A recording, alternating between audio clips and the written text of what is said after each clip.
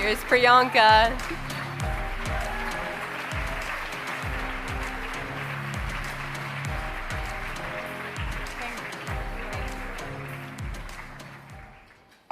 Good afternoon, everyone. I'm going to just keep it here. Good afternoon, everybody. This is Ava. She's 16 years old.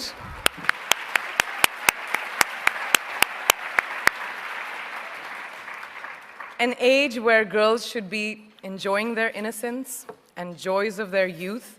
But she, at such a tender age, understands the importance of being a voice for her peers, an advocate for young girls and women around the world who may not have the opportunities that us sitting over here have. So receiving this honor from a hero like her makes this so much more exceptional. So thank you. Selamat siang semuanya, ini Eva, dia berumur 16 tahun, usia di mana anak perempuan seharusnya menikmati kepolosan dan kegembiraan masa muda mereka. Tetapi dia pada usia yang begitu muda memahami pentingnya menjadi suara bagi rekan-rekannya dan mengadvokasi gadis-gadis muda dan wanita di seluruh dunia, yang mungkin tidak memiliki kesempatan yang kita hadiri di sini. Jadi, menerima pemilik ini dari pahlawan seperti dia membuat ini jauh lebih luar biasa. Jadi, terima kasih.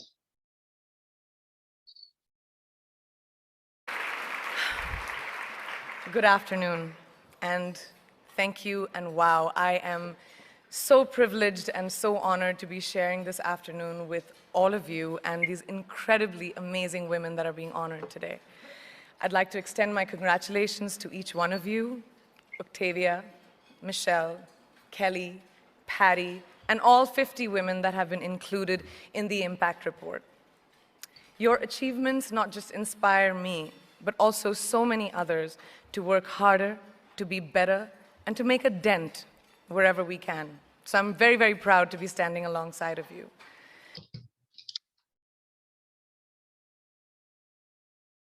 Selamat siang dan terima kasih, dan saya sangat terhormat dan sangat ingin untuk berbagi sore ini dengan Anda semua dan wanita luar biasa yang ada di hari ini.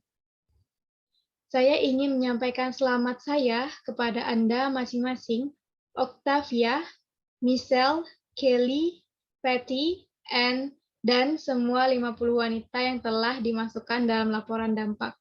Prestasi Anda tidak hanya menginspirasi saya, tetapi juga orang lain untuk bekerja lebih keras agar menjadi lebih baik dan membuat perubahan dimanapun kita bisa. Jadi, saya sangat-sangat bangga berdiri di samping Anda. So in life, there are moments when you stop and ask yourself, how did I get here? Like, why am I standing here? Well, this is definitely one of those moments for me. And I find myself going back to the beginning, back to my roots. I was born to incredible parents, amazing parents who served as doctors in the Indian Army. I was the firstborn, and as far back as I can remember, I made my parents very proud and happy 99% of the time. Okay, slight exaggerations of personal achievements are allowed from time to time, don't you think?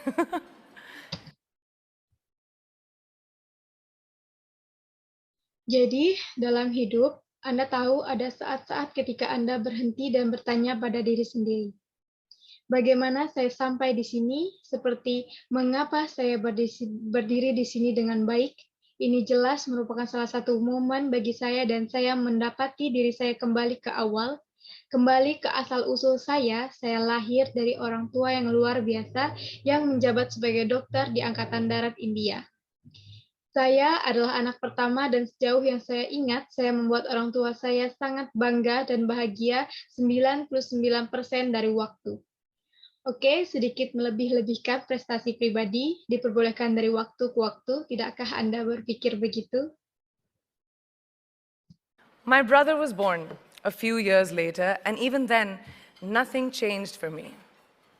We were both given equal opportunities, and I want to emphasize this. I want to really emphasize this for you because I don't think a lot of people might understand that being equal might seem very normal.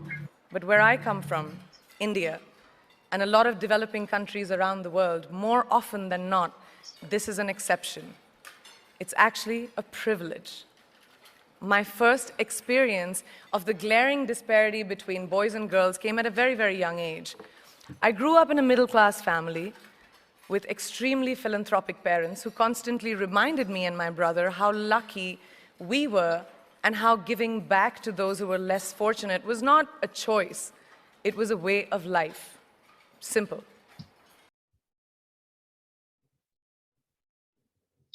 Adikku lahir beberapa tahun kemudian, dan itu pun tidak ada yang berubah untukku.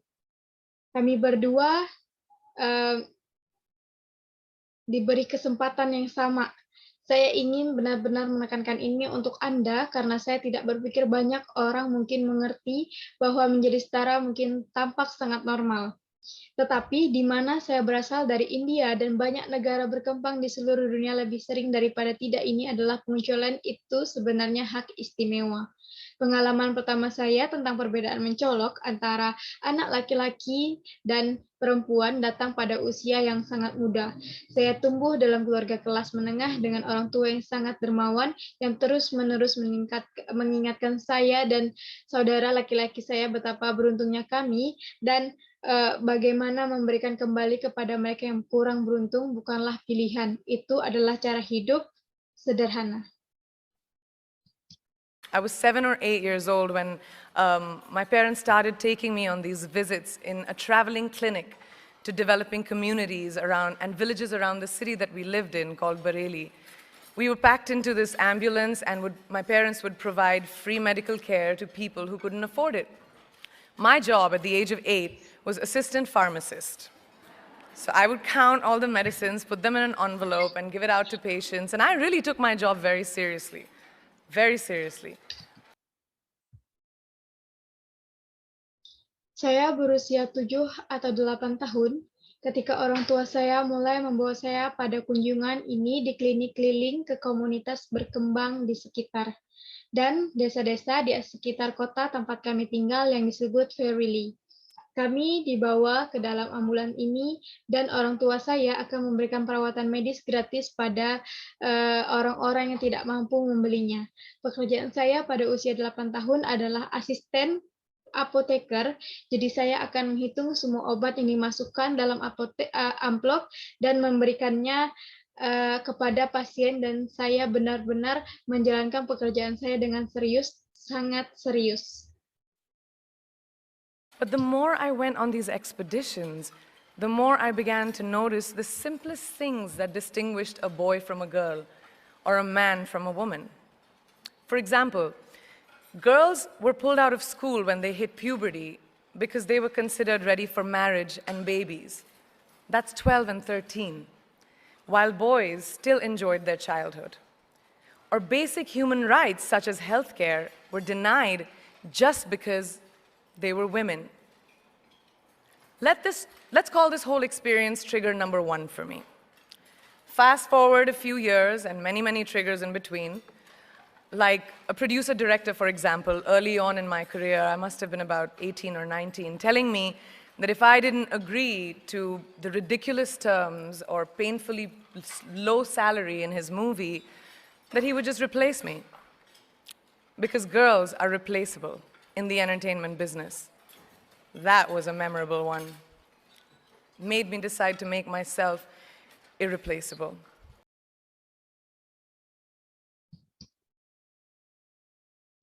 Tetapi semakin saya melakukan ekspedisi ini, semakin saya mulai memperhatikan hal-hal paling sederhana yang membedakan seorang anak laki-laki dari seorang anak perempuan atau anak gadis, atau seorang pria dari seorang wanita. Misalnya anak perempuan dikeluarkan dari sekolah ketika mereka mencapai pubertas karena mereka dianggap siap untuk menikah pada usia 12 dan 13 tahun. Sementara anak laki-laki masih menikmati masa kanak-kanak mereka. Hak asasi manusia seperti perawatan kesehatan ditolak hanya karena mereka perempuan. Sebut saja seluruh pengalaman ini memicu nomor 1 bagi saya. Memajukan beberapa tahun dan banyak pemicu di antaranya seperti produser sutradara. Misalnya di awal karir saya masih berusia sekitar 18 atau 19 tahun. Dia mengatakan kepada saya bahwa jika saya tidak menyetujui persyaratan yang tidak masuk akal atau gaji yang sangat rendah dalam filmnya, bahwa dia hanya akan menggantikan saya, karena perempuan tergantikan dalam bisnis hiburan yang tak terlupakan membuat saya memutuskan untuk membuat diri saya tak tergantikan. But I think what really moved the needle for me and ultimately led me to create the Priyanka Chopra Foundation for Health and Education and around the same time partner with UNICEF was an encounter with my housekeeper's daughter.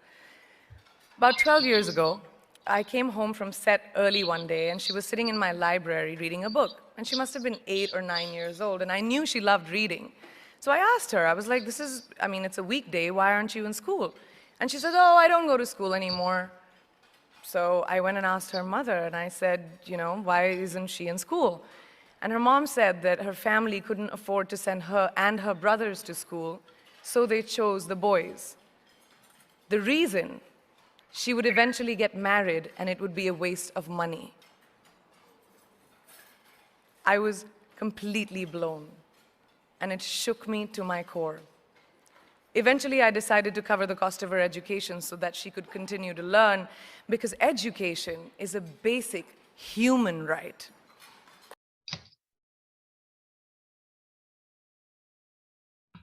Tapi saya pikir apa yang benar-benar menggerakkan keinginan bagi saya dan pada akhirnya membawa saya untuk menciptakan Yayasan Priyanka Chopra untuk Kesehatan dan Pendidikan dan pada saat yang sama bermitra dengan UNICEF adalah pertemuan dengan putri pembantu rumah tangga saya.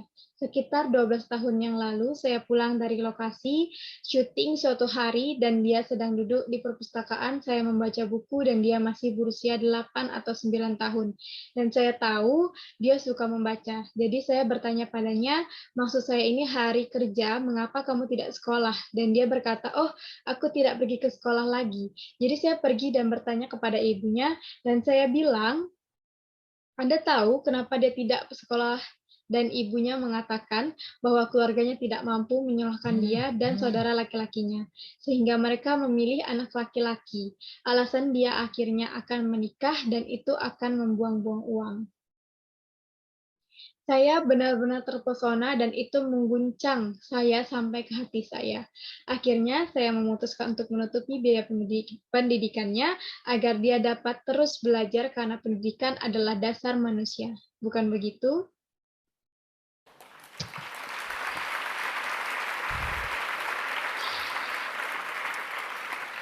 And a huge necessity, especially today. From that point on, I was determined to make a difference in as many children's lives as I could, in whatever big or small way that I could contribute. There's a really, really beautiful quote that I read recently, and I think it's absolutely appropriate to explain what I'm trying to say today. The hand that rocks the cradle, the procreator, the mother of tomorrow, a woman shapes the destiny of civilization. Such is the tragic irony of fate that a beautiful creation such as a girl child is today one of the gravest concerns facing humanity. Dan kebutuhan yang sangat besar, terutama hari ini. Sejak saat itu, saya bertekad untuk membuat perbedaan dalam kehidupan anak-anak sebanyak yang saya bisa dengan cara apapun yang besar atau kecil yang dapat saya sumbangkan. Ada kutipan yang sangat-sangat indah yang saya baca baru-baru ini dan saya pikir itu benar-benar tepat untuk mengatakan atau untuk menjelaskan apa yang saya coba katakan hari ini. Tangan yang mengguncang buayan sangat prokreasi. Ibu masa depan, seorang wanita membentuk takdir peradaban. Begitulah ironi nasib yang tragis bahwa ciptaan yang indah seperti anak perempuan saat ini menjadi salah satu keprihatinan paling serius yang dihadapi umat manusia. Girls have the power to change the world. It is a fact, and yet today, girls are more likely than boys never to set foot in a classroom, despite of all the efforts and progress made over the last 2 decades. I'm just going to give you a stat, more than 15 million girls of primary school age will never learn how to read or write, compared to 10 million boys. Primary school, it's the beginning of our future. Over the last 11 years, I have witnessed firsthand the incredible work that UNICEF does for children around the world, especially victims and survivors of child marriage, displacement, war, sexual violence. But there is still so much work to do. And for me, that is the fuel to my fire. The reason I'm so committed to this cause, and that is where my passion stems from, because I know that a girl's education not just empowers families, but communities and economies. A result of her education, we all do better. It's just as simple as that.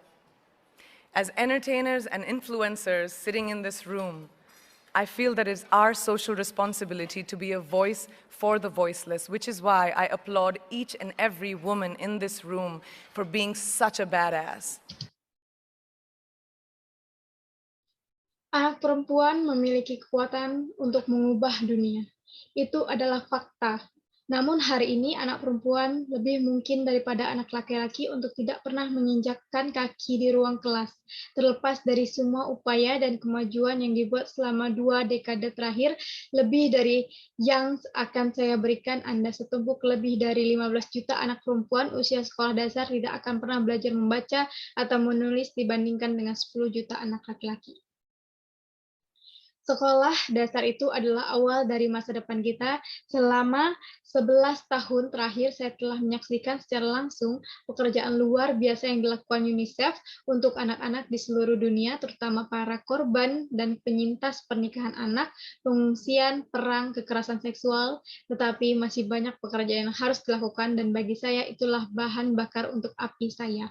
Alasan saya begitu berkomitmen untuk tujuan ini, dan dari situlah gairah saya berasal karena saya tahu bahwa pendidikan anak perempuan tidak hanya memperdayakan keluarga, tetapi masyarakat dan ekonomi hasil dari pendidikannya, kita semua berbuat lebih baik. Itu sama seperti sesederhana itu sebagai penghibur dan influencer yang duduk di ruangan ini. Saya merasa bahwa adalah tanggung jawab sosial kita untuk menjadi suara bagi mereka yang tidak bersuara. Itulah sebabnya saya memuji setiap wanita di ruangan ini karena telah menjadi orang yang sangat luar biasa.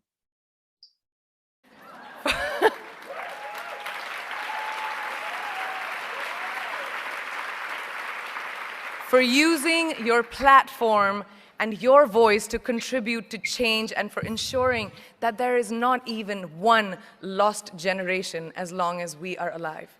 I'd like to thank Variety and all of you for encouraging me and all of us in this room to keep going and fighting on. Thank you so much. Untuk menggunakan pelantara dan suara Anda untuk berkontribusi pada perubahan dan untuk memastikan bahwa tidak ada satu generasi pun yang hilang selama kita masih hidup, saya ingin mengucapkan terima kasih kepada keanekaragaman dan Anda semua karena telah mendorong saya dan kita semua di ruangan ini untuk terus maju dan berjuang. Terima kasih banyak.